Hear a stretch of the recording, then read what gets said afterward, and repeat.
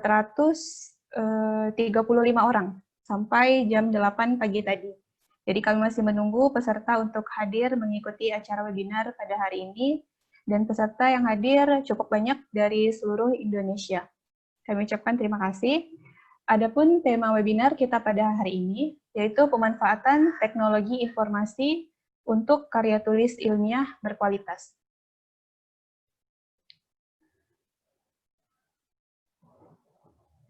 Baiklah, kegiatan pada hari ini diselenggarakan oleh Lembaga Penerbitan dan Publikasi Ilmiah atau LPPI Universitas Muhammadiyah Pontianak. Lembaga LPPI merupakan lembaga yang bergerak dan mendukung publikasi ilmiah, dosen, dan penerbitan jurnal maupun bahan cetak buku ajar. Jadi lembaga LPPI Universitas Muhammadiyah Pontianak ini kurang lebih mempublikasikan terdapat 18 jurnal yang ada di LPPI Universitas Muhammadiyah Pontianak. Jadi jika Bapak Ibu dan rekan-rekan mahasiswa sekalian tertarik untuk mempublikasikan karya tulisnya, dapat melalui lembaga LPPI Muhammadiyah Pontianak ini. Jadi ada 18 jurnal yang tersedia dan beberapa sudah terakreditasi. Untuk pemateri kita pada hari ini, ada 4 orang pemateri yang sudah kompeten dan ahli pada bidangnya masing-masing yang akan memberikan kita ilmu dan men-share ilmunya kepada kita semua. Ada yang pertama Bapak Feni Supriyadi, SEMM. Beliau adalah dosen Prodi Ekonomi dan Bisnis Universitas Muhammadiyah Pontianak. Kemudian ada Bapak Sucipto, MKom. Beliau adalah dosen Prodi Informatika Universitas Muhammadiyah Pontianak.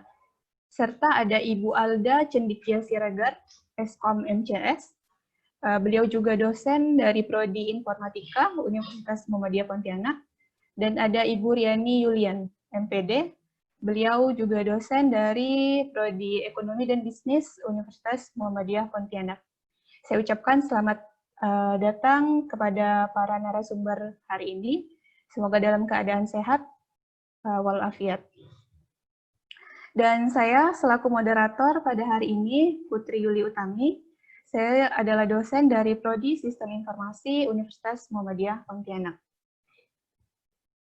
Baiklah rekan-rekan sekalian dan adik-adik mahasiswa, adapun rules webinar yang kita sepakati pada pagi hari ini, diharapkan kepada para peserta untuk menampilkan nama asli pada akun Zoom-nya. Hal ini kelak akan memudahkan sebagai data sertifikat dan memudahkan moderator untuk membacakan pertanyaan yang diajukan oleh para peserta. Kemudian selama penyampaian materi diharapkan fitur voice mode atau suara dinonaktifkan. Kemudian jika ada kendala yang dialami oleh peserta dapat menginformasikan kepada moderator. Nanti kita akan carikan solusinya. Kemudian pada webinar hari ini berlangsung kurang lebih 90 menit, di mana 5 menit pada sesi opening dan sedang berlangsung. Kemudian penyampaian materi yang akan disampaikan oleh 4 orang narasumber kita nanti dibagi dalam 4 sesi, kurang lebih dalam waktu 60 menit. Kemudian setelah materi, kita akan membuka sesi diskusi dan tanya jawab, kurang lebih selama 20 menit, dan closing selama 5 menit. Pada masing-masing sesi, nanti kami akan mempersilahkan para peserta, jika ada yang ingin ditanyakan, harap menuliskan pertanyaan di kolom komentar dengan format nama lengkap, underscore pekerjaan, mahasiswa ataupun dosen, atau yang lainnya, kemudian underscore asal institusi, dan underscore pertanyaan. Jika waktu memungkinkan, nanti kami akan membuka diskusi dengan tanya jawab secara langsung. Jadi forum diskusi akan kami buka setelah sesi materi. Kemudian di akhir acara nanti, kami akan memberikan daftar hadir peserta yang mengikuti acara webinar LPPI pada hari ini, serta kami akan meminta respon daripada peserta pemahamannya mengenai kegiatan webinar pada hari ini. Oke, baiklah rekan-rekan semuanya, kita akan memulai sesi pertama pada webinar pagi hari ini dengan tema pemanfaatan teknologi informasi untuk karya tulis ilmiah berkualitas. Sesi pertama yaitu dengan topik Publish or Perish. Pada sesi pertama ini akan diisi oleh narasumber yang telah hadir di tengah kita semua pada hari ini. Beliau adalah, izinkan saya untuk membacakan profil singkat narasumber kita pada hari ini. Beliau adalah Bapak Feni Supriyadi, SEMM. Selamat pagi Bapak Feni. Beliau satuan kerja di dosen Fakultas Ekonomi dan Bisnis Universitas Muhammadiyah Pontianak. Beliau merupakan asisten profesor. Adapun pendidikan beliau S1 Manajemen Universitas Tanjung Pura Pontianak.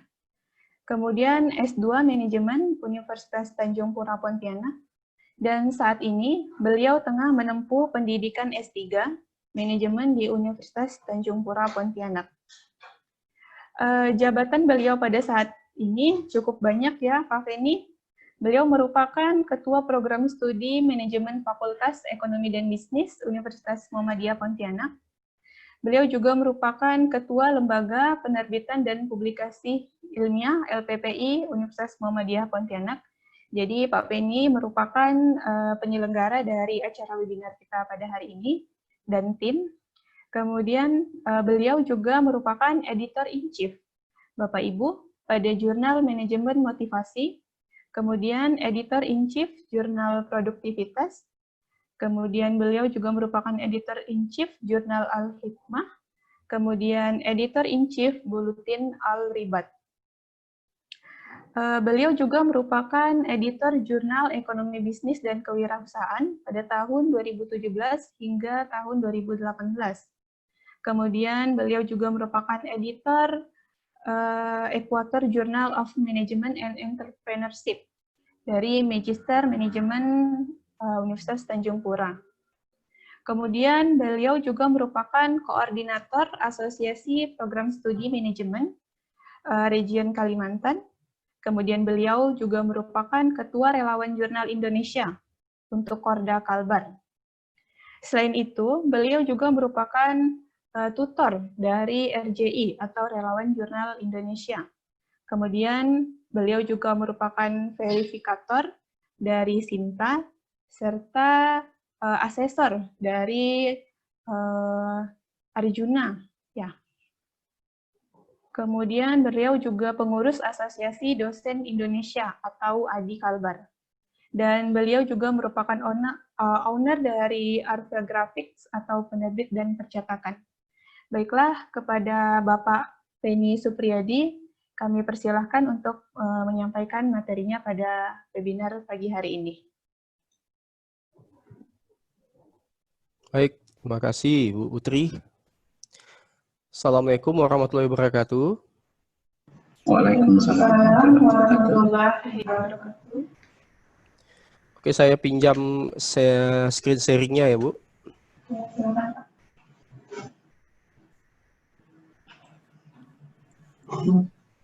Kalau yang punya artikel yang punya DOI itu belum tentu juga bagus gitu kan, tidak menjamin juga, tetapi setidaknya ya ada upaya serius dari penerbit untuk mendaftarkan jurnalnya agar terindeks di Eropa kalau untuk DOI. Mungkin itu saja Bu Putri. Nanti kita lanjutkan mungkin di diskusi. Ya, terima kasih Pak Feni atas penjelasannya tentang gimana sih kita buat mendapatkan jurnal yang terindeks, kemudian gratis ya Pak ya. Ini banyak sekali rekan-rekan yang hadir yang bertanya bagaimana caranya dan untuk mendapatkan jurnal yang gratis ini nanti insya Allah rekamannya akan kami share ke semua peserta yang hadir. Saya ucapkan Selamat datang juga untuk para peserta yang baru bergabung pada webinar kita pada pagi hari ini. Bagi Bapak Ibu yang memiliki pertanyaan mengenai materi pada sesi pertama ini, bisa meninggalkan komentar dengan format nama, kemudian pekerjaan, asal instansi, dan pertanyaannya. Nanti pada akhir materi, kita akan membahas pertanyaan yang diajukan oleh Bapak, Ibu, dan rekan-rekan sekalian. Baiklah Pak Penny, saya ambil kembali ya share screen-nya. Ya.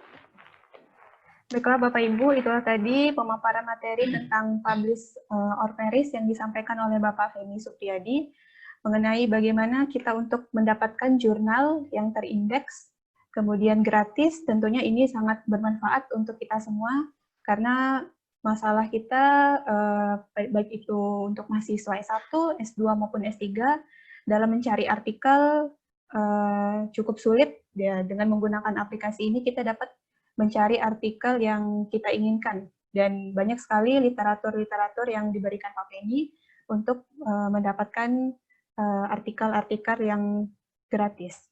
Baiklah, kita lanjutkan pada sesi berikutnya. Sesi kedua pada hari ini, yaitu dengan topik referensi manajemen. Telah hadir di tengah-tengah kita semua, Bapak Sucipto, sebagai narasumber kita pada hari ini. Beliau adalah dosen Fakultas Teknik Program Studi Informatika Universitas Muhammadiyah Pontianak. Pendidikan beliau D3 Manajemen Informatika Universitas Amikom Yogyakarta. S1 beliau Sistem Informasi Universitas Amikom Yogyakarta. Kemudian S2 Magister Teknik Informatika Universitas Amikom Yogyakarta. Jabatan beliau saat ini, beliau merupakan sekretaris dari Lembaga Penerbitan dan Publikasi Ilmiah LPPI Universitas Muhammadiyah Pontianak. Beliau juga merupakan Ketua Gugus Penjaminan Mutu Fakultas Teknik Universitas Muhammadiyah Pontianak. Kemudian beliau juga merupakan editor jurnal Al-Hikmah, kemudian editor buletin Al-Ribat. Baiklah Bapak Ibu sekalian, kita akan mendengarkan bersama-sama penjelasan dari Bapak Sucipto. Kepada Bapak Sucipto, kami persilakan. Oke, terima kasih Bu Putri Yuli Utami. Suara saya bisa didengarkan? Bisa Pak. Jelas Pak, jelas. Alhamdulillah ya. Kemudian saya di bagian ini, sesi ini, membahas tentang reference manager. Ya, kaitannya sebenarnya dengan materi Pak Penny tadi, ya, saling berhubungan gitu ya. Oke, di sini kita gunakan reference manajernya Mendeley, ya. Ada banyak sih sebenarnya selain Mendeley ya. Nah, yang kita gunakan di sini Mendeley, ya, dari Elsevier. Kemudian apa sih yang harus dilakukan pertama kali ya? Ya karena kita menggunakan aplikasinya ya basisnya desktop, ya kita harus download dulu. Ya, kita harus download dulu. Kemudian untuk downloadnya, ya alamatnya ada di mendeley.com ya. Nanti di bagian webnya itu ada tombol download. Nah di situ download dulu. Kemudian setelah di download kita install, ya kita install. Stepnya tinggal next saja ya, tinggal klik next saja, seperti defaultnya saja. Kemudian setelah diinstal kita running, kemudian di sini ya kita running, munculnya begini, welcome dialognya ya. Kita bisa register di sini kalau belum punya akun dari Elsevier-nya, Mendeley-nya ya. Kita klik register di situ ya. Kemudian nanti diarahkan ke halaman ini. Ya. Otomatis nanti dia buka web browser ya. Disarankan sih pakai yang Chrome ya, Google Chrome. Karena kenapa Chrome, nanti kita berikutnya ada plugin dari Mendeley itu yang disupport sama Google Chrome gitu ya. Nah, ini pendaftarannya, ikuti saja alur pendaftarannya ya. Di situ ada email yang valid ya, kemudian ada nama dan sebagainya. Kemudian setelah daftar kita bisa login ya. Ini kalau login dari atau sign in dari web ya, dari halaman webnya. Bisa juga sign in dari aplikasinya kalau sudah terinstall gitu ya. Kalau sudah terinstall kita bisa login dari sini atau sign in dari sini gitu ya. Ketikkan email yang valid, password yang sudah dibuat tadi pas mendaftar, kemudian kita klik sign in. Nah, setelah sign in, dia masuk ke menu welcome-nya ya. Welcome to Mendeley, ada pilihan, 2 pilihan ya. Nah, kalau kita pertama kali install, itu di Microsoft Word-nya itu belum ada terinstall plugin ya. Nah, makanya kita harus install dulu di sini ya. Ketika kita klik install, nanti ketika buka Microsoft Word itu ada di bagian referensi itu sudah masuk aplikasinya ini ya, plugin-nya. Jadi tinggal kita bisa gunakan di Microsoft Word-nya. Kalau setelah diinstal, kalau sudah diinstal, di sini muncul tulisannya bukan not installed lagi, tapi installed ya. Seperti itu. Kemudian interface pertama ya, seperti ini. Di sini ada sederhana sekali ya tampilannya, ada file, edit view, tools, dan help.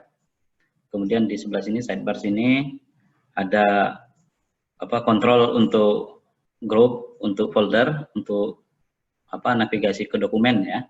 Terus di bawah ini kalau kita sudah memasukkan beberapa citasi, di sini ada muncul by author-nya ya. Nama autornya di sini muncul. Kemudian ini detail dari artikelnya di sini ya. Kemudian kalau yang ini, interface ini ada di Microsoft Word ya.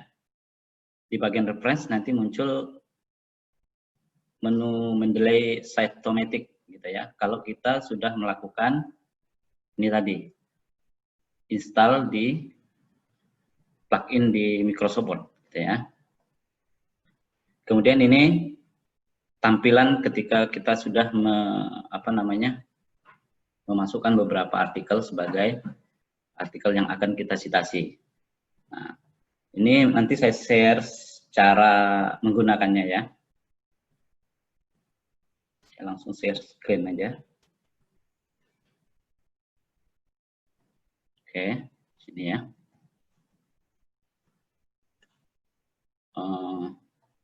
Kelihatan ya?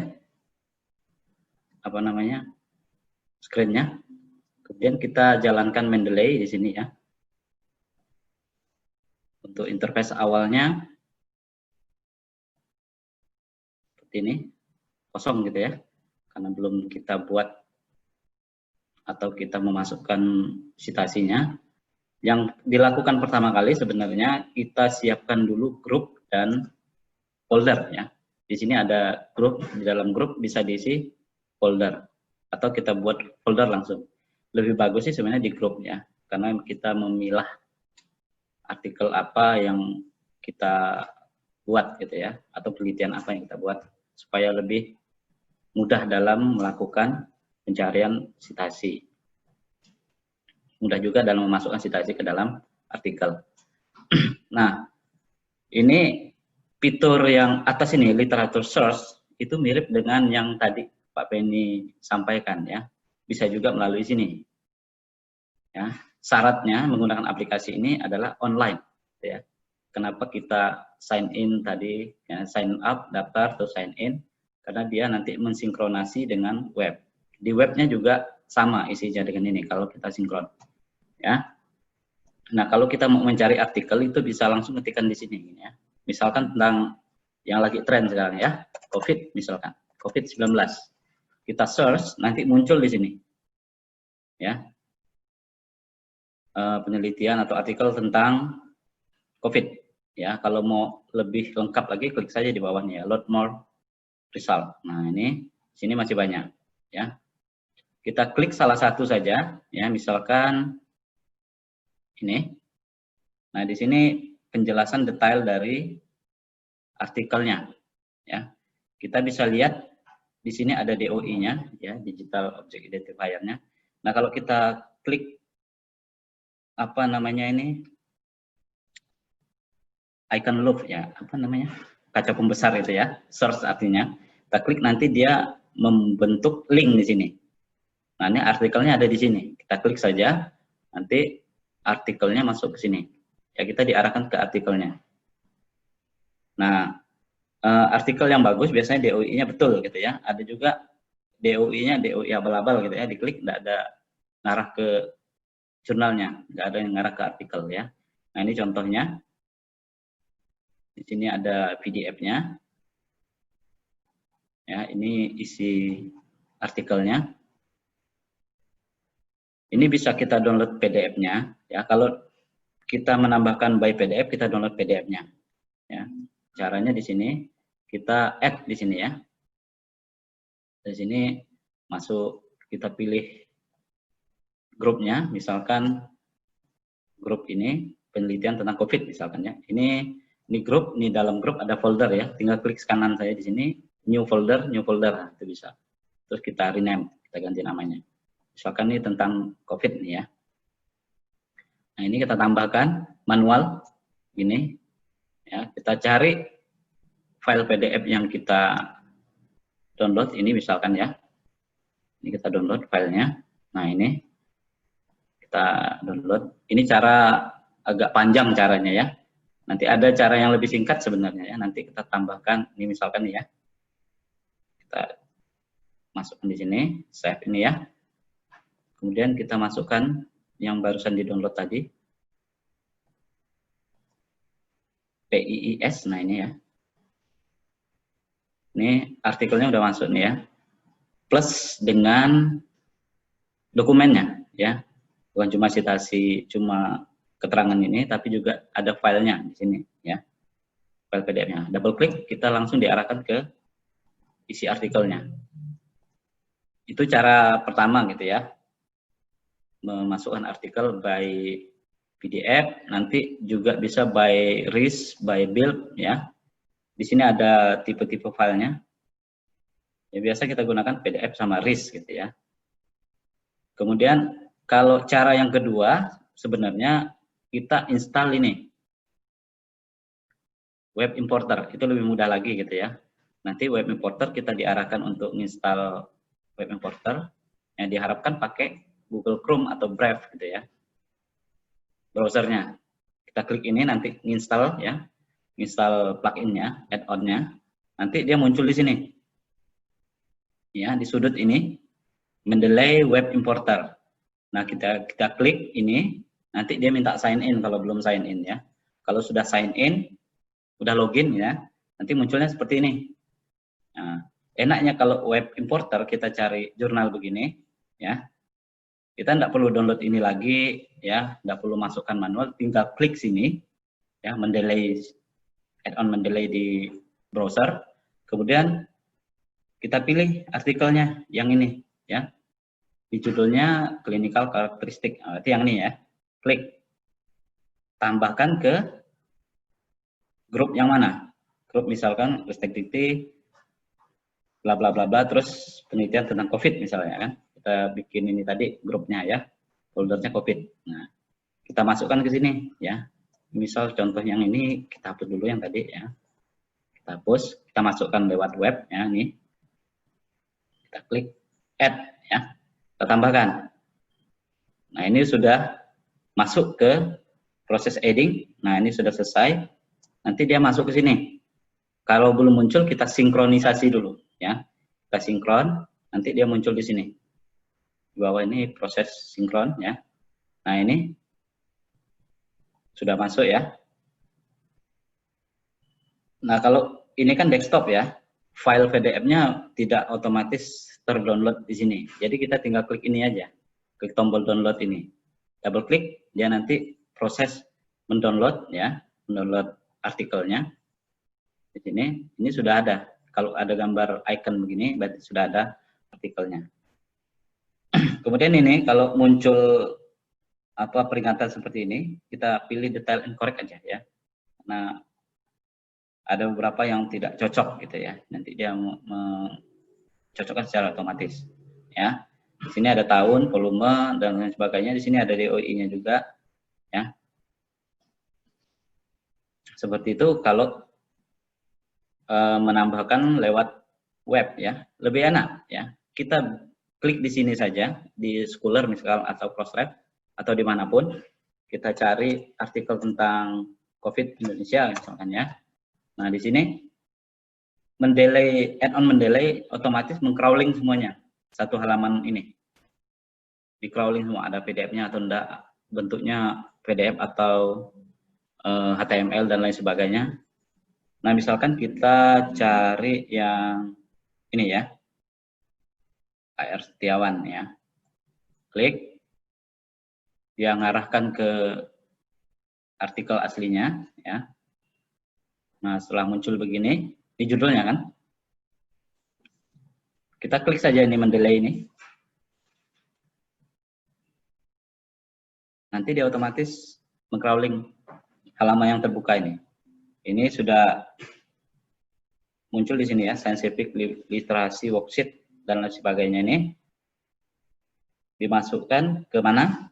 Nah, kita pilih, misalkan di sini ya, add, tinggal klik add saja, nanti dia masuk. Karena ini file PDF-nya not found, berarti kita download sendiri, gitu ya. Dia biasanya ada yang tanpa PDF, ada yang dengan PDF file artikelnya, gitu ya.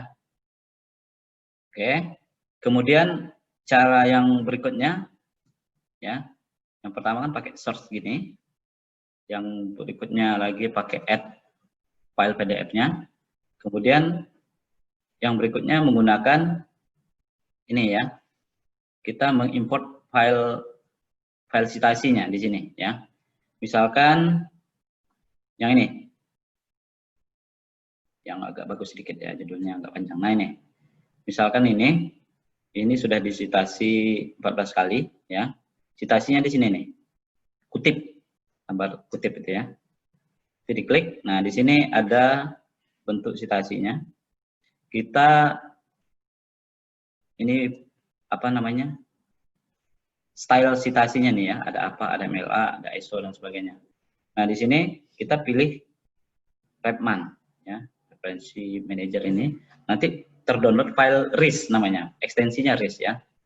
Ini kita klik ya, nanti tersimpan filenya namanya RIS. Ini kita tuliskan saja judulnya, karena secara default itu judulnya Scholar semua. Ya, kita judul analisis perilaku misalkan, atau DR Buana gitu ya. Biar kita tahu yang mana saja gitu ya. Nanti kalau udah kebanyakan bingung. Nah, ini kita masukkan secara apa namanya? Manual ya. Sini, klik, kemudian import ya, kita open, nanti muncul di sini Buana, Dana Riksa dan seterusnya gitu ya. Yang judul ini. Mohon maaf Bapak Sucipto, ya. Terkait waktu bisa dipercepat sedikit? Oke, langsung. Ini cara memasukkan citasi ya. Berikutnya kita menggunakan citasinya.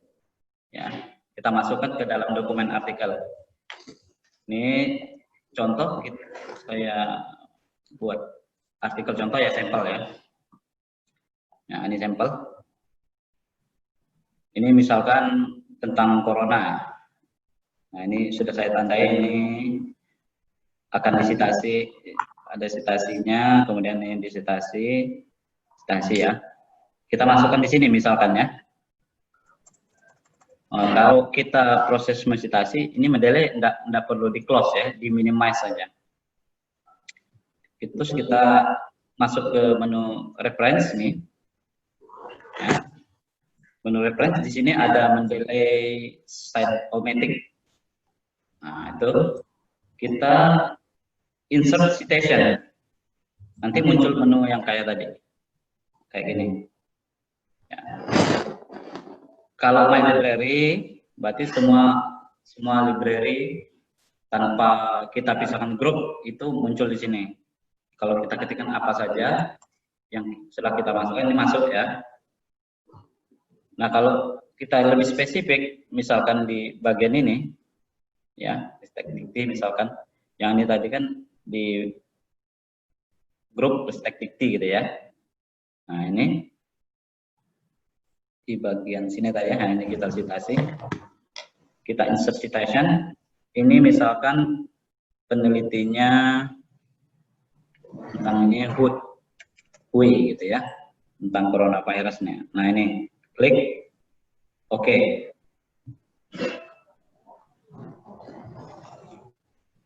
Ya, ini udah ada WHO et al. Et al itu artinya dan kawan-kawan, gitu ya. Kemudian citasi lagi yang di sini berdasarkan data dari John Hopkins. Nah, misalkan John, nah ini ya, John Hopkins Hospital. Oke, berarti ini ada citasinya. Kemudian ini lagi, ya, Kemendikbud, ya. Kemendikbud tentang edaran pencegahan, gitu ya. Ini dan seterusnya, gitu ya.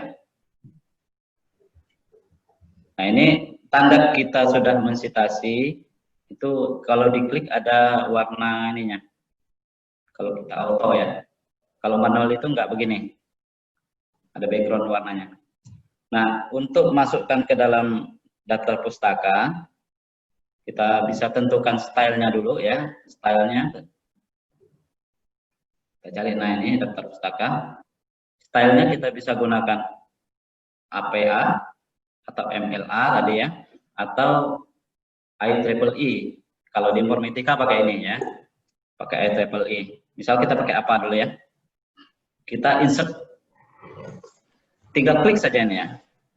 Nanti dia otomatis muncul ya citasinya yang ada di sini.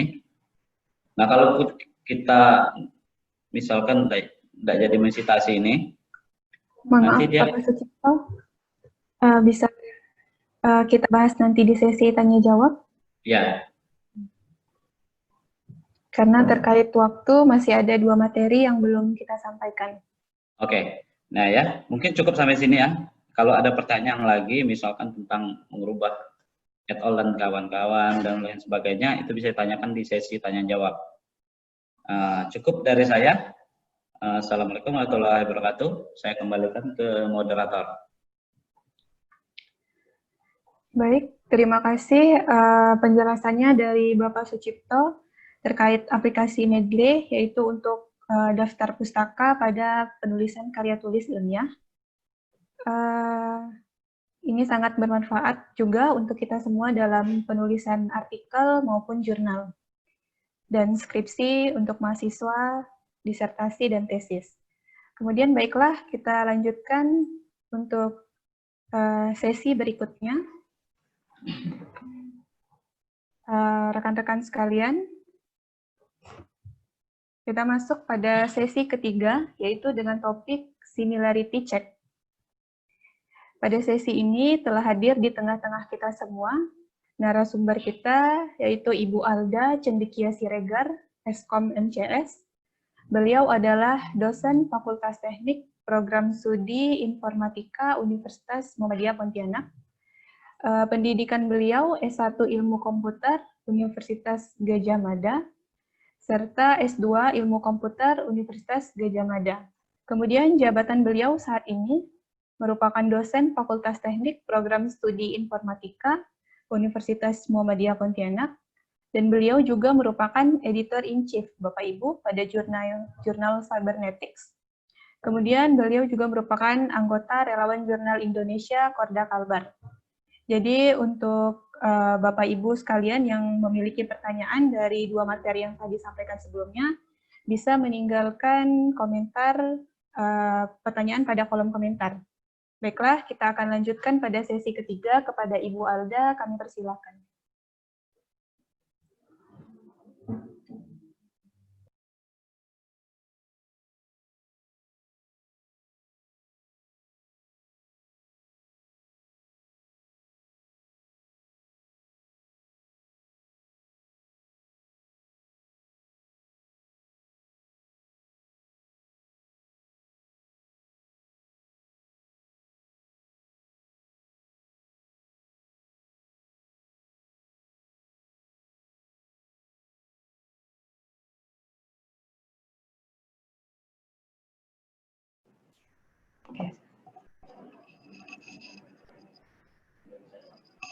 Oke, terima kasih Ibu Putri Yuli Utami atas kesempatan yang telah diberikan. Saya punya waktu 15 menit ya, kalau nggak salah untuk menyampaikan materi ini. Jadi nanti saat materinya belum selesai, namun waktunya sudah habis, kita masuk ke diskusi aja ya.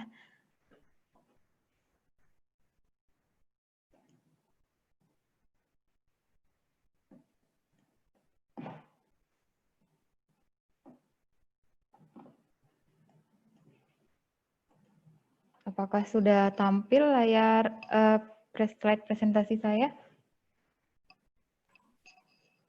Oke. Ya, sudah, Bu. Oke, terima kasih. Baiklah, terima kasih pada seluruh peserta yang sudah mengikuti acara ini.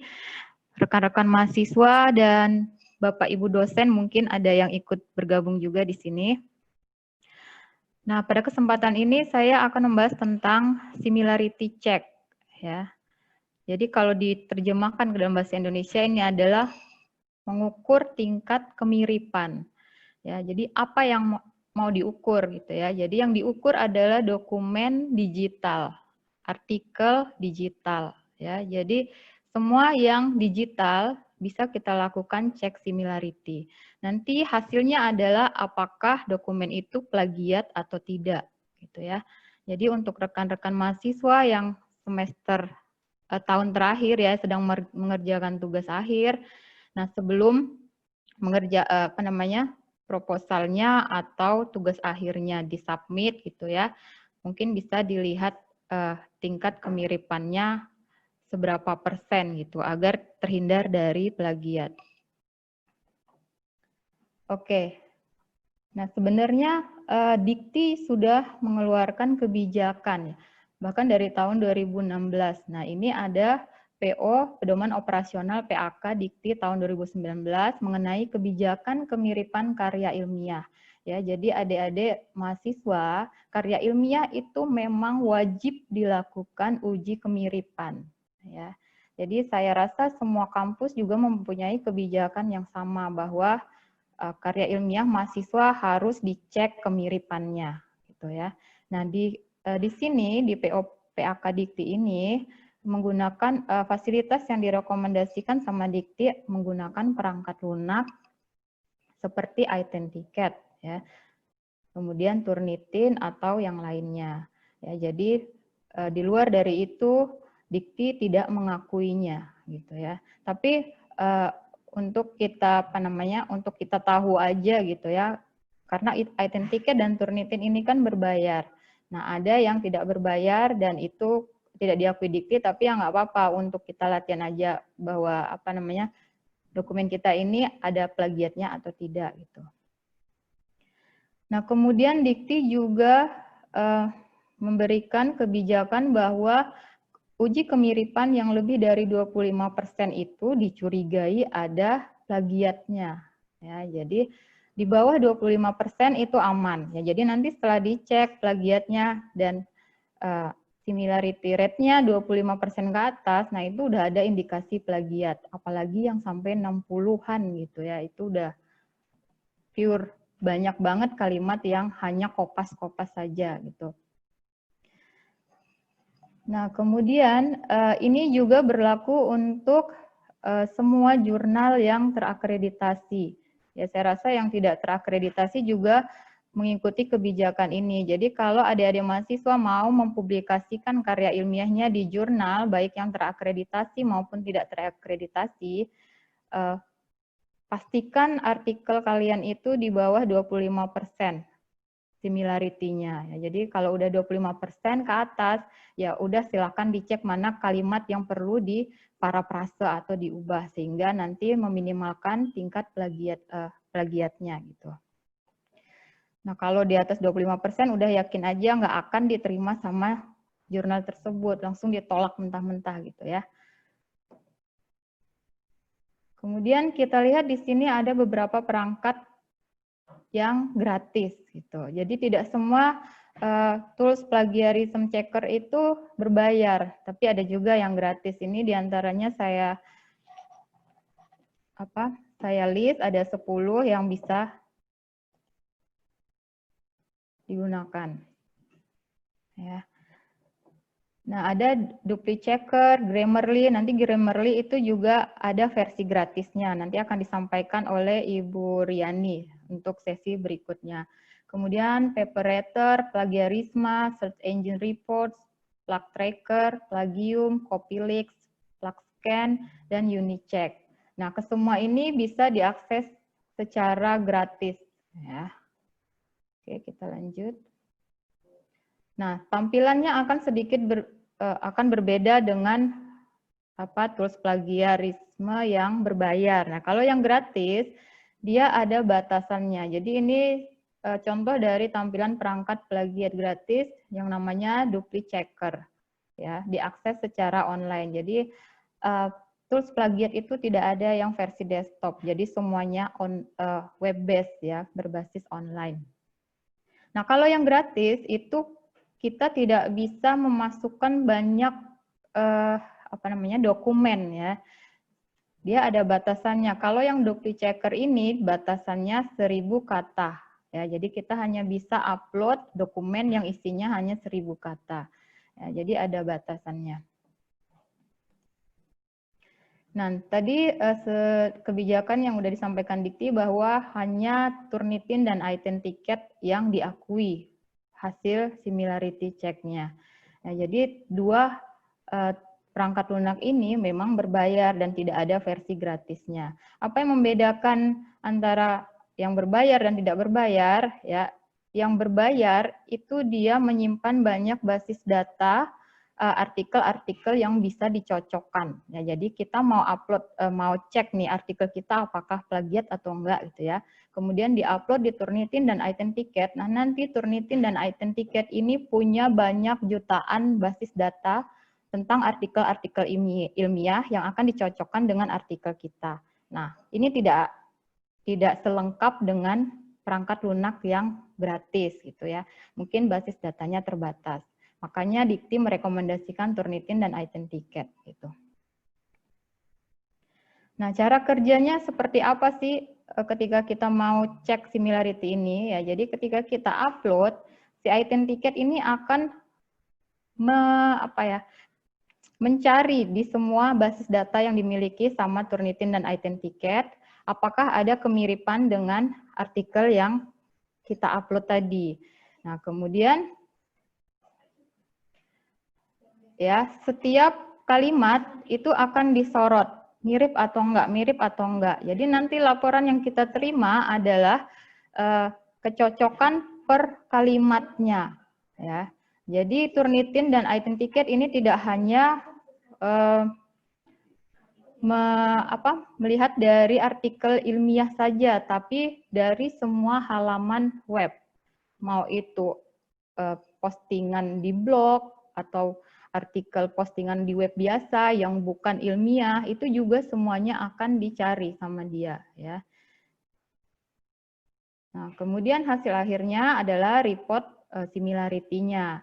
Ya, jadi nanti adik-adik rekan mahasiswa atau para Bapak Ibu dosen akan mendapatkan originality report dari si ITenticket ini. Nah, ini nanti yang akan dijadikan referensi atau yang akan dikirimkan ke si pengelola jurnal bahwa artikel yang saya submit itu bebas dari plagiat atau similarity check-nya di bawah 25% seperti itu. Nah, tidak hanya untuk submit jurnal ya Bapak Ibu, ini juga digunakan untuk kenaikan jabatan fungsional gitu. Nah, ini adalah tampilan si ITenticket-nya. Jadi di sini di title ini sengaja saya sembunyikan karena ada judul-judul yang sudah pernah saya cek plagiatnya dan untuk privasi jadi saya tutupi. Nah, kemudian reportnya di sini Bapak Ibu rekan mahasiswa perhatikan ya, yang warnanya terang itu artinya tingkat plagiatnya udah tinggi sekali ya, ini 69%. Kemudian ada yang 46%, 17%, dan seterusnya. Jadi ini tampilan si identiketnya. Nah, sebelum kita dapat laporan tadi, yang pertama kita lakukan adalah mengupload filenya. Ditulis first name, nama autornya siapa, kemudian judulnya apa, kemudian baru upload filenya. Nah, yang berbayar ini kita mau upload file satu-satuan maupun rombongan gitu ya. Misalkan si pengelola jurnal ini mau, atau Bapak Ibu dosen punya tugas proposal mahasiswa yang mau tugas akhir gitu ya, mau skripsi. Nah, sebelumnya bisa dicek nih rombongan, misalnya bimbingan saya ada 10 mahasiswa, ada 10 proposal. Saya mau tahu nih, dari 10 proposal ini plagiat atau enggak. Nah, ya udah ke 10-10-nya dimasukkan ke zip, kemudian tinggal upload, nanti akan keluar semua daftar artikel proposal tadi ya, beserta tingkat kemiripannya berapa. Ya, jadi ini memudahkan kita untuk mengecek satu dokumen atau beberapa dokumen gitu ya. Ini tidak berlaku di tools yang free tadi. Jadi nggak ada menu untuk upload rombongan tadi ya. Nah, ini contoh hasil setelah cek plagiatnya. Jadi yang sebelah pojok kanan atas 6% itu adalah tingkat kemiripannya. Nah, jadi 6% ini sangat-sangat rendah sekali tingkat plagiatnya. Bisa dilihat di sini ya, sebelah kanan, yang match overview itu adalah satu kalimat dia ngambilnya dari mana. Jadi si identikate ini dengan detail sekali juga menampilkan sumber dari kalimat itu diambil di mana gitu ya. Jadi kita bisa telusuri sampai ke sumbernya. Oh, kalimat ini tuh dia ambilnya di jurnal IAII, misalnya seperti itu. Gitu ya. Jadi gampang untuk tracingnya. Nah, ini adalah laporan akhirnya tadi ya. Misalkan, originality report ini nanti yang akan kita jadikan acuan bahwa artikel kita bebas dari plagiat. Ini nanti yang akan dikirimkan ke misalnya ke si pengelola jurnal atau ke Bapak Ibu dosen yang mau ngecek artikel kita plagiat atau enggak. Gitu. Jadi nanti mereka dari sini rujukannya. Nah, kemudian tadi kan ada warna-warnanya ya. Nah, artinya itu apa warna-warna tadi? Nah, jadi itu mengindikasikan tingkat plagiatnya. Jadi kalau warnanya merah itu 80% plagiat. Kemudian warnanya kuning tua ya 58% plagiat. Nah, yang aman itu yang biru, jadi bersih, jadi benar-benar original. Nggak ada plagiatnya gitu. Nah, di Anjani Ristek BRIN juga sudah ada tabel yang mengkategorikan tingkat-tingkat penyimpangan plagiat. Jadi dikategorikan ke ringan, sedang, dan berat. Yang ringan itu yang seperti apa ya? Ketika tingkat kemiripannya kurang dari 10 kalimat. Ya, jadi 10 kalimat, hanya 10 dari satu dokumen gitu. Ya, hanya 10 kalimat yang agak mirip dengan sumber lain ya, itu dikatakan ringan. Nah, tapi kalau udah sampai 50 kalimat, jiplak gitu ya dalam satu artikel itu dikategorikan sedang, kemudian yang berat itu 51 sampai 1000 ya, 1000 kalimat yang tidak original dari si autornya. Itu dikategorikan sebagai plagiat yang berat. Oke, mungkin nanti akan kita sambung di tanya jawab. Demikian dari saya. Apabila ada yang tidak jelas, bisa ditanyakan. Terima kasih. Assalamualaikum warahmatullahi wabarakatuh. Saya kembalikan kepada Ibu Putri Yuli Utami. Baik, terima kasih Ibu Alda Cendekia Siregar atas pemaparannya mengenai similarity check, yaitu mengenai kita mengecek tulisan kita atau artikel kita ada kemiripan tidak dengan artikel yang lain agar waktu publikasi kita aman dari plagiat.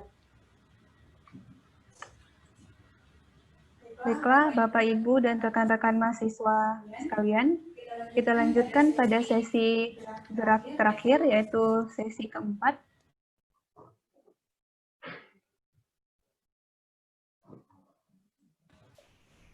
Dengan topik Grammarly, di tengah-tengah kita telah hadir Ibu Riani Yulian MPD sebagai narasumber. Beliau merupakan dosen Prodi Manajemen Fakultas Ekonomi dan Bisnis Universitas Muhammadiyah Pontianak. Pendidikan beliau S1 Pendidikan Bahasa Inggris Universitas Tanjung Pura Pontianak, S2 Pendidikan Bahasa Inggris Universitas Tanjung Pura Pontianak, dan jabatan beliau saat ini merupakan dosen English for Academic Purpose, kemudian instruktur TOEFL bahasa UPT Bahasa Universitas Muhammadiyah Pontianak. Kemudian beliau juga merupakan tutor bahasa Inggris UPT Bahasa Universitas Muhammadiyah Pontianak. Kepada Ibu Riani Yulian MPD, kami persilahkan. Oke, baiklah. Terima kasih Ibu Yuli atas kesempatannya. Oke, Assalamualaikum warahmatullahi wabarakatuh. Oke, selamat pagi Bapak Ibu, rekan-rekan mahasiswa. Masih semangat di sesi yang terakhir ini? Oke, semoga masih semangat ya untuk mengikuti materi sampai webinar sesi terakhir. Baiklah, pada sesi terakhir ini, oke, sesi keempat ya, saya akan berbagi informasi tentang salah satu software yang sangat bermanfaat sekali untuk meningkatkan kualitas tulisan kita, karya ilmiah kita khususnya dalam bahasa Inggris. Karena kita berkecimpung di dunia akademik, baik mahasiswa, dosen, penulis, pasti tidak luput ya dari kesalahan menulis dalam bahasa Inggris. Jadi ada salah satu software, sebenarnya cukup populer juga ya software ini ya. Software ini cukup populer. Karena sering digunakan sebagai alat bantu pengecekan grammar secara online, sebagai alat bantu proofreading juga. Jadi yang akan saya bahas ini adalah software Grammarly. Jadi sama seperti software-software lainnya ya. Jadi Grammarly itu memang ada versi gratis dan versi premiumnya. Pada kesempatan ini yang akan saya jelaskan ini memang mayoritas feature-feature yang ditampilkan atau yang diberikan Grammarly versi gratis. Tapi nanti saya juga akan melihatkan ya Grammarly versi premium itu apa sih perbedaan signifikan antara Grammarly versi gratis sama Grammarly versi premium. Jadi memang Grammarly itu adalah alat bantu tulis digital yang bisa memperbaiki kualitas tulisan kita dalam bahasa Inggris. Jadi seperti grammar checker atau sebagai alat bantu proofreading. Banyak sekali feature yang dihadirkan oleh Grammarly ya. Untuk feature gratisnya saja bisa membantu kita memperbaiki tata bahasa yang salah, kemudian penulisan kata yang salah, kemudian penggunaan kosakata yang tidak pas, kemudian kepadatan penulisan kata, misalnya kalau kita tulisan kita terlalu panjang ya itu bisa diringkaskan oleh Grammarly. Kemudian untuk akun premiumnya sendiri, untuk layanan premium, Grammarly itu bisa memberikan layanan delivery style, kemudian salah satunya juga bisa memberikan layanan deteksi plagiarisme. Jadi Grammarly ini sangat mudah sekali untuk kita gunakan.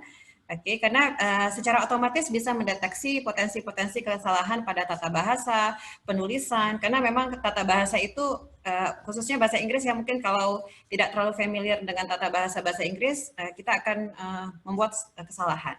Sama juga seperti spelling, penulisan kata. Kadang-kadang tidak luput ya ketika kita menulis karya ilmiah, apakah esai, skripsi, tesis maupun disertasi tidak terlepas dari tipe ya, jadi mungkin hurufnya kurang, hurufnya kebanyakan atau terbolak-balik. Jadi Grammarly ini bisa membantu kita untuk mendeteksi kesalahan tersebut. Sama juga ya penggunaan tanda baca. Tanda baca walaupun hal yang simpel tapi akan menjadi sangat vital sekali karena keterbacaan validitas dari tulisan kita itu dilihat dari face validity-nya ya, apakah penggunaan tanda bacanya itu sudah baik atau belum. Kemudian pilihan kata. Jadi Grammarly ini juga salah satu fiturnya adalah bisa memberikan kita pilihan kata yang lebih bervariasi, yang lebih colorful, yang lebih tajam. Secara sederhana saja ya, jadi salah satu feature dari Grammarly itu yang paling dasar sekali bisa memperbaiki kesalahan penulisan. Jadi kadang-kadang kalau kita menulis tugas ataupun artikel mungkin sudah dekat deadline-nya, ya kadang-kadang hal-hal seperti ini bisa missing juga ya. Oke, jadi misalnya tulisan yang salah mengakibatkan tata bahasanya juga salah. Misalnya pada contoh kalimat ini ya, di sini Grammarly itu bisa mendeteksi ada kesalahan pada tulisan kita.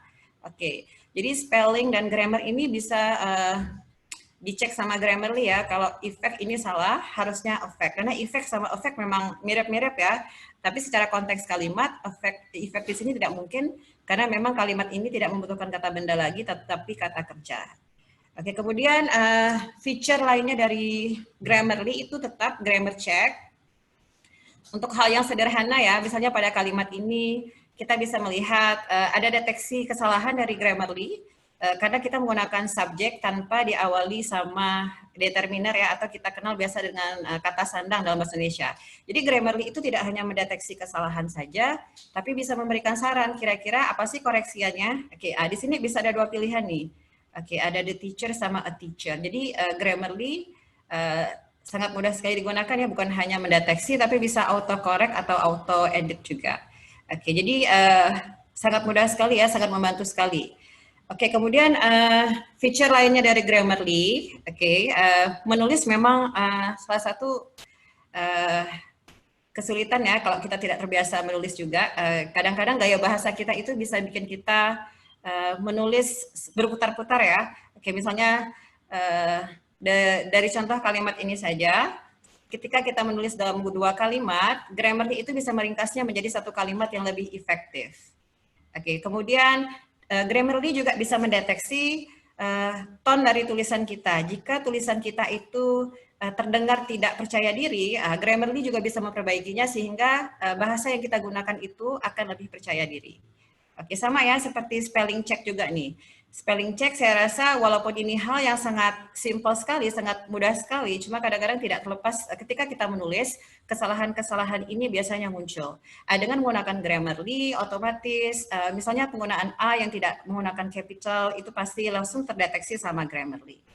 Oke, kemudian juga penggunaan tanda baca. Jadi Grammarly ini cukup lengkap juga ya fiturnya. Salah satunya adalah mengoreksi tulisan kita ketika kita tidak menggunakan tanda baca. Misalnya pada contoh kalimat ini, kita tahu kalau let's ini adalah singkatan dari let us. Sedangkan ketika kita menggunakan bahasa tulisan, bahasa formal, itu harus menggunakan tanda baca. Jadi di sini Grammarly memperbaikinya menjadi let, kemudian dikasih apostrofi, kemudian s. Oke, yang terakhir, ini juga salah satu feature yang sangat menarik dari Grammarly. Jadi ketika kita menulis, apalagi di kalangan akademik ya, kita pasti menginginkan menulis dengan padanan kata yang lebih tajam, yang lebih berbobot ya. Oke, mungkin di sini kita awalnya menulis kata fine, tapi dengan Grammarly bisa memberikan saran kita bisa menggunakan kata yang lebih colorful, yang lebih tajam. Oke, misalnya fine diganti dengan kata beautiful. Kemudian misalnya kita menggunakan kata nice yang biasanya selalu berulang-ulang digunakan, bisa diperbaiki dengan menggunakan kata lovely. Sama juga dengan awesome. Oke, ketika kita menggunakan bahasa formal dalam tulisan, tidak mungkin kita menggunakan kata awesome ya, tapi Grammarly bisa mendeteksi dan memberikan saran kepada kita, oke, kayaknya ada padanan yang lebih oke, yaitu kata excellent. Oke, kemudian setelah kita melihat fitur-fiturnya ya, oke, mungkin saya rasa sudah banyak juga yang familiar dengan Grammarly. Oke, tapi mungkin ada yang tidak familiar dengan Grammarly juga ya. Oke, jadi cara menggunakannya itu sangat sederhana sekali ya. Oke, ada dua opsi atau dua pilihan yang bisa kita gunakan. Oke, yang pertama itu kita bisa langsung buka di browser kita ya. Tinggal kita ketik saja. Oke, Grammarly. Oke. Kemudian, akan muncul seperti ini ya. Oke, bagi yang belum punya account, bisa bikin account gratisnya ya. Jadi yang free itu sudah cukup efektif ya bagi penulis pemula. Saya rasa Grammarly bagi penulis pemula yang versi gratis sudah sangat membantu juga. Oke, jadi di sini kita buka websitenya, tinggal kita sign up saja. Bagi yang belum punya akun, bisa bikin akunnya ya, mudah, hanya pakai email dan password saja, atau bisa langsung di link dengan ini ya, akun Facebooknya juga bisa. Oke, karena saya sudah punya akun, saya tinggal login saja. Oke, kemudian saya login dengan akun Facebook saya. Oke, masih menunggu ya. Jadi ini cara menggunakannya sangat sederhana sekali. Oke, jadi akan muncul tampilan seperti ini ya. Jika kita sudah memiliki akun dari Grammarly, akan muncul tampilan seperti ini pada websitenya. Oke, caranya sangat mudah sekali. Oke, jadi ini yang opsi pertama di mana kita ingin mengecek tulisan kita dengan menggunakan websitenya langsung. Oke, kita bisa upload saja. Oke, kita bisa upload file yang ingin kita cek, tata bahasa atau aspek-aspek lainnya. Oke, saya akan mengecek salah satu artikel.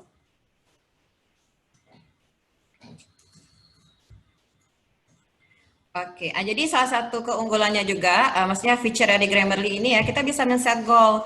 Oke, kepada siapa kita menunjukkan tulisan kita. Audiensnya bisa kita setting ya, apakah general, knowledgeable, atau expert. Oke, jadi di sini settingan defaultnya seperti ini ya, knowledgeable. Bahasanya bisa kita setting formal. Domainnya ini khusus untuk akun premium saja, jadi tetap pada domain general. Oke, kemudian kita bisa klik done. Oke, jadi inilah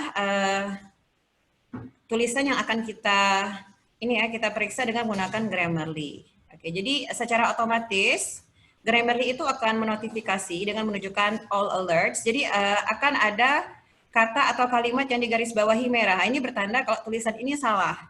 Oke, jadi secara otomatis mendeteksi, kemudian memberikan saran, dan langsung otomatis auto edited. Oke, jadi sangat mudah sekali ya, sangat bermanfaat sekali untuk membantu kita dalam proofreading.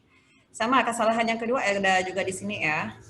Oke, di sini Grammarly menjelaskan kalau di sini tidak mungkin pakai has karena subjek yang ini jamak ya, plural ya, jadi harus menggunakan kata have. Mungkin sudah banyak yang paham bahasa Inggris, tapi kadang-kadang ketika kita menulis tidak lepas dari hal seperti ini ya, mungkin lupa atau kebanyakan yang harus ditulis. Oke, kemudian poin yang ketiga ini kesalahan yang ketiga, sama juga ya, jadi penggunaan subject verb, oke, tunggal dan jamak. Di sini Grammarly memberikan saran kita harus memperbaikinya menjadi encounters. Oke, jadi sangat mudah sekali ya. Tinggal dilihat kesalahannya apa, tinggal dilihat sarannya apa, tinggal diklik saja, otomatis langsung berubah menjadi yang benar. Oke, kemudian dengan menggunakan Grammarly ini juga bisa memberikan rasa percaya diri ya kepada kita. Oke, karena Grammarly ini bisa menyimpulkan secara keseluruhan hasil dari tulisan kita. Jadi kita bisa melihat aspek-aspek apa saja yang diperbaiki, kejelasannya, kemudian cara penyampaiannya itu juga bisa dilihat dengan menggunakan software Grammarly ini. Oke, jadi ini cara yang pertama ya. Cara yang pertama, bagaimana kita ingin menggunakan Grammarly.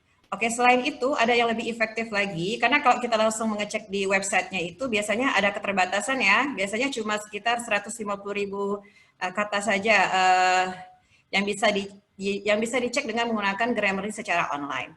Oke, kita bisa mengintegrasikan software Grammarly ini pada Microsoft Word kita. Oke, caranya juga sederhana sekali ya. Oke, caranya sangat sederhana sekali. Oke, misalnya tadi kita sudah punya account. Oke, jika sudah punya account, tinggal buka saja di browsernya tadi, grammarly.com, kemudian tinggal login saja. Oke, setelah login nanti akan ada tampilan seperti ini. Tinggal kita klik saja application, kemudian pada pojok kanan atas akan muncul seperti ini.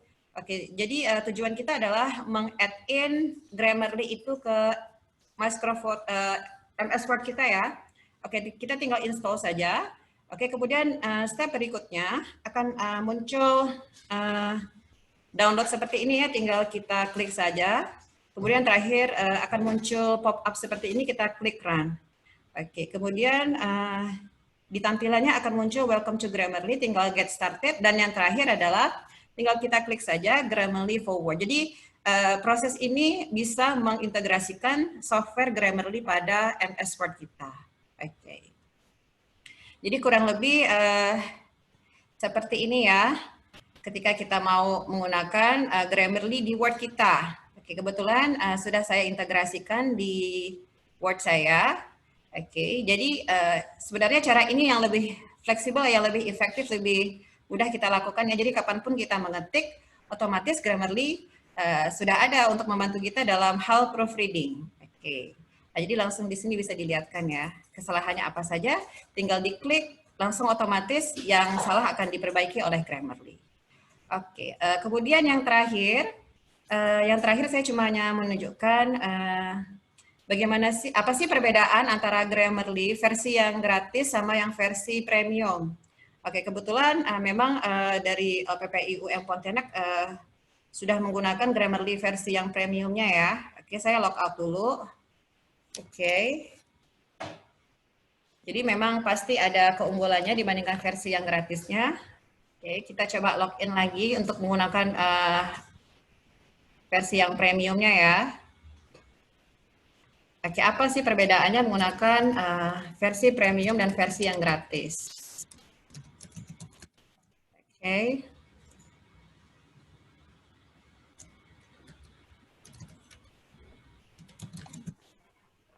Oke, kita lihat apa sih.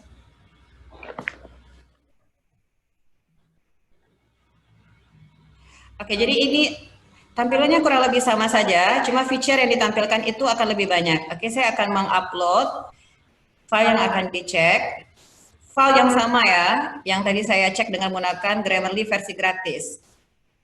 Oke, untuk versi yang premium, kita bisa men-setting domainnya menjadi akademik. Oke, jadi bahasa yang digunakan akan benar-benar mengikuti standar konvensi bahasa yang digunakan dalam dunia akademik.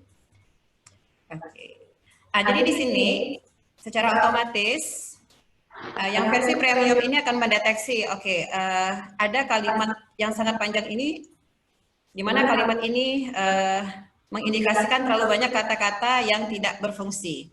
Misalnya seperti kata as, the, of, kemudian kata many sama have. Kalau yang di versi gratisnya tadi kan kita lihat ya, untuk hal-hal yang lebih kompleks seperti ini, yang versi gratisnya tidak mencakup. Jadi versi gratis itu cuma mencakup kesalahan-kesalahan grammar seperti tunggal jamak, seperti subject verb dan sebagainya. Oke, jadi memang ya versi premium ini lebih oke jika kita ingin memperbaiki kualitas tulisan kita secara lebih komprehensif. Oke, salah satunya juga bisa cek plagiarisme ya. Jadi yang Grammarly premium ini juga bisa membantu dalam mengecek plagiarisme. Oke. Tapi memang feature utamanya tetap pada proofreading, masalah grammar dan sebagainya. Oke, jadi kita bisa lihat dari tulisan ini bisa dideteksi ada 1% yang mirip dengan informasi yang ada pada website ini.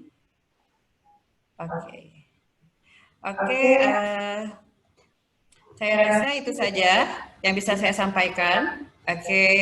Saya kembalikan ke moderator Ibu Putri. Terima kasih atas perhatiannya. Assalamualaikum warahmatullahi wabarakatuh. Waalaikumsalam warahmatullahi wabarakatuh. Terima kasih Ibu Riani atas pemaparannya mengenai aplikasi Grammarly yang sangat bermanfaat untuk kita semua. Baiklah rekan-rekan mahasiswa sekalian dan Bapak Ibu yang saya hormati, langsung saja kita masuk pada sesi diskusi dan tanya jawab. Kita telah mendengarkan penjelasan yang luar biasa dari 4 orang narasumber kita pada pagi hari ini. Langsung saja saya bacakan pertanyaannya. Yang pertama dari Elgia dari STM Santi Buana Bengkayang. Yang pertanyaannya hampir mirip dengan Bapak Herianus dari universitas yang sama, yaitu pertanyaannya mengenai detail untuk memasukkan daftar pustaka pada aplikasi Mendeley. Mungkin bisa dipaparkan oleh Bapak Sucipto. Pada Bapak Sucipto kami persilahkan.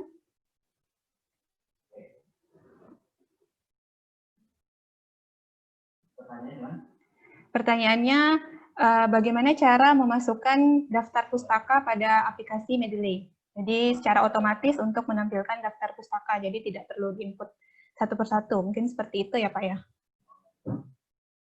Maksudnya mungkin menampilkan daftar pustaka, ya saya jawab dua-duanya ya. Nah kalau untuk memasukkan, bisa pakai menu yang ada di Mendeley itu. Coba saya share ya.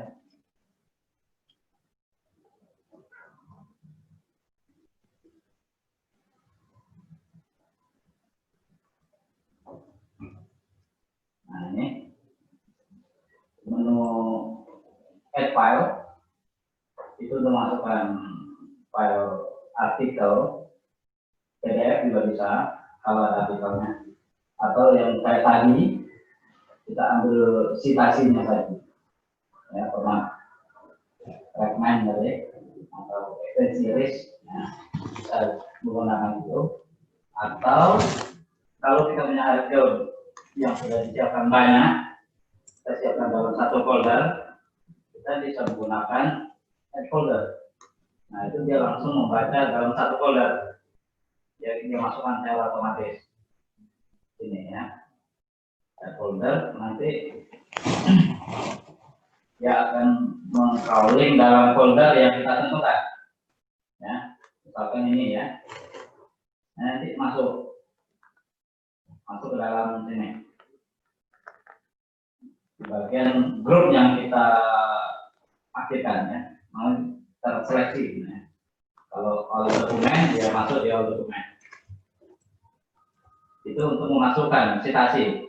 Ya, kalau untuk menambahkan daftar pustaka dari hasil citasi yang sudah kita masukkan, itu kita langsung ke aplikasinya. Microsoft misalkan ya, kita menggunakan aplikasi itu untuk mengetiknya. Ya. Kita sudah masukkan citasi di sini, di bagian sini yang telah kita masukkan sebelumnya tadi ya.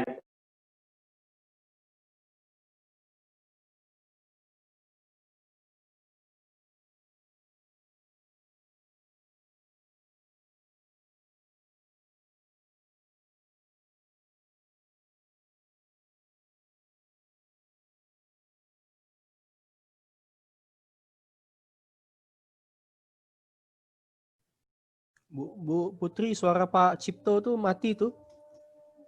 Oke. Oke. Ya. Ini beberapa stylenya ya. Ini APA. Ya, kalau menggunakan APA, kalau menggunakan triple A segini. Jadi dia stylenya tinggal kita pilih saja. Seperti itu. Ya. Ada pertanyaan lagi yang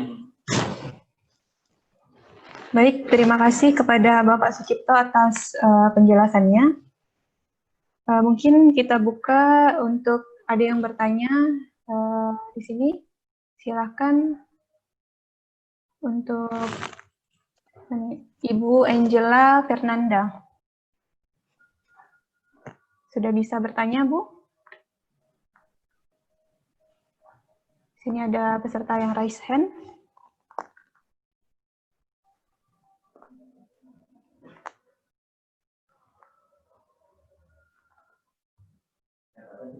Angela Fernanda.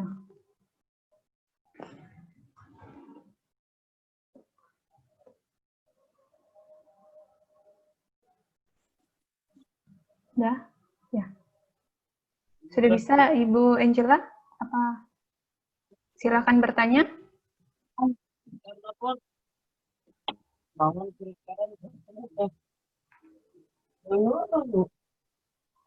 Pak Sucipto. ya.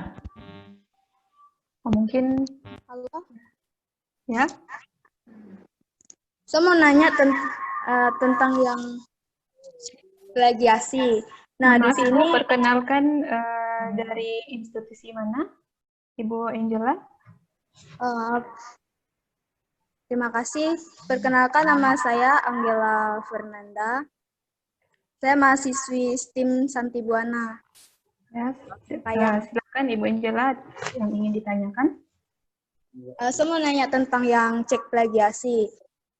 Nah, saat ini saya sudah semester 8. Jadi sempat cek plagiasi itu waktu pertama cek itu bebas plagiasi. Terus cek yang kedua itu ternyata ada 60% itu plagiasi. Nah, itu bagaimana, Bu? Baik, terima kasih atas pertanyaannya. Mungkin akan dijawab oleh Ibu Alda tentang plagiat Risam. Kepada Ibu Alda kami persilakan. Oke, terima kasih Mbak Angela Fernanda ya. Mbak Angela bisa di-on-kan kameranya supaya kenal. Oke, makasih Mbak.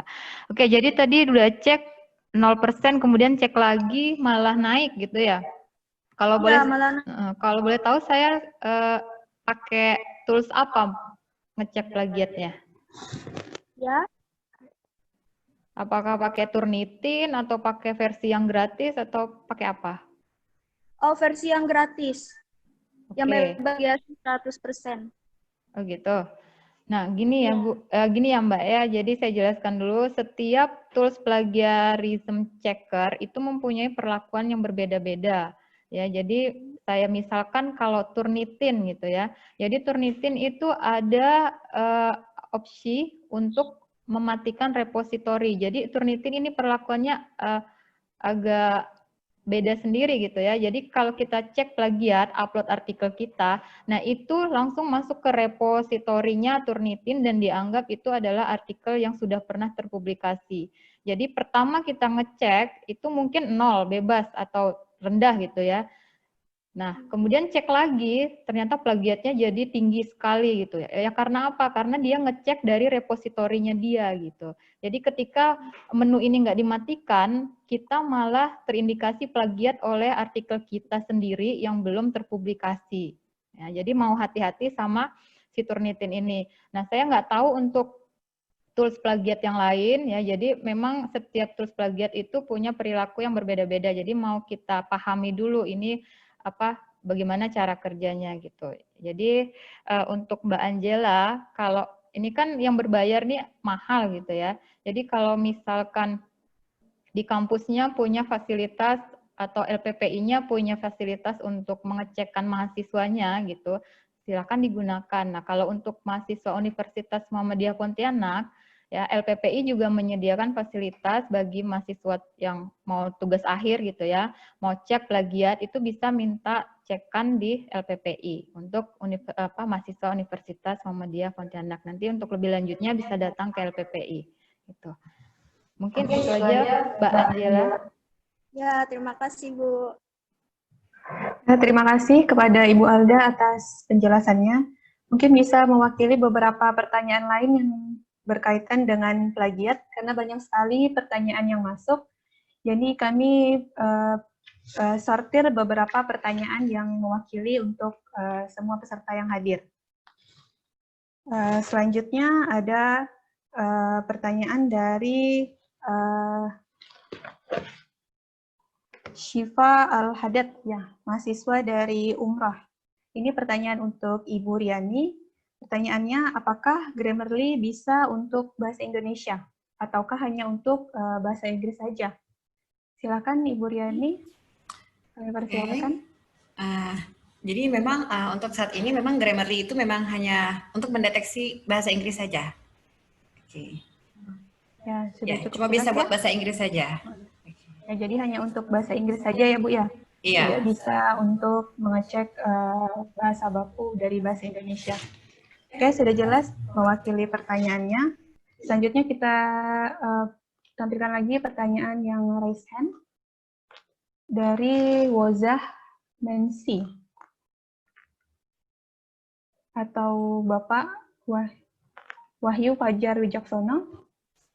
Silakan yang ingin bertanya.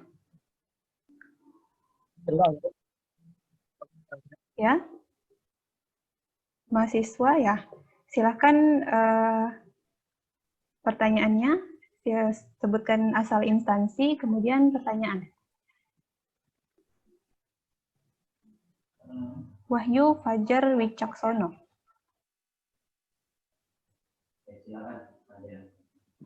Laku-laku deh.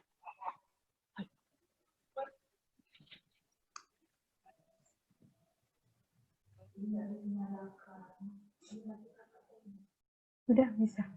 Ya, silakan. Ada yang ingin ditanyakan? Ada, langsung di unmute aja mic-nya.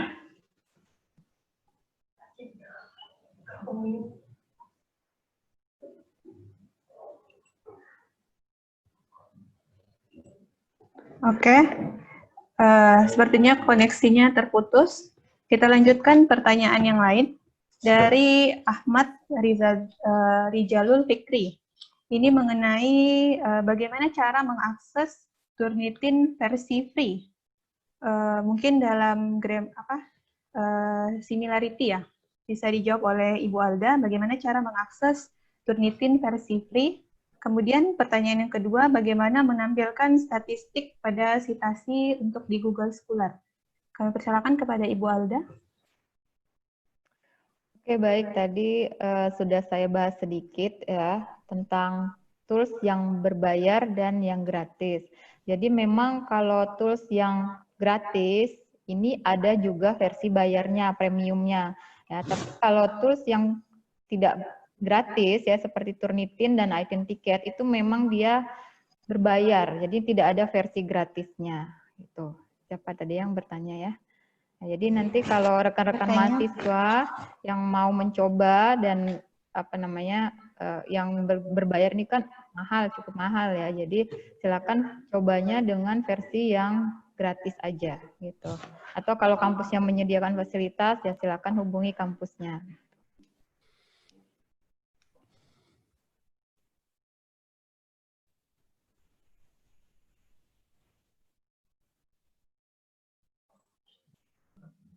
Oke, terima kasih Bu Alda atas pemaparannya. Masih ada yang ingin bertanya? Ya, kami persilakan kepada Lydia untuk bertanya. Silahkan diaktifkan kameranya dan sebutkan asal instansi atau institusinya, kemudian pertanyaannya. Silahkan kepada rekan Lydia.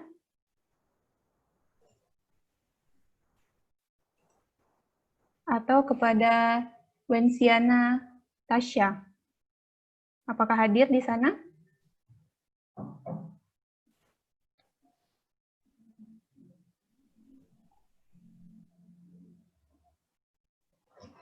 Sepertinya tidak hadir. Baik. Baik. Wensiana Oke, Wensiana Tasya.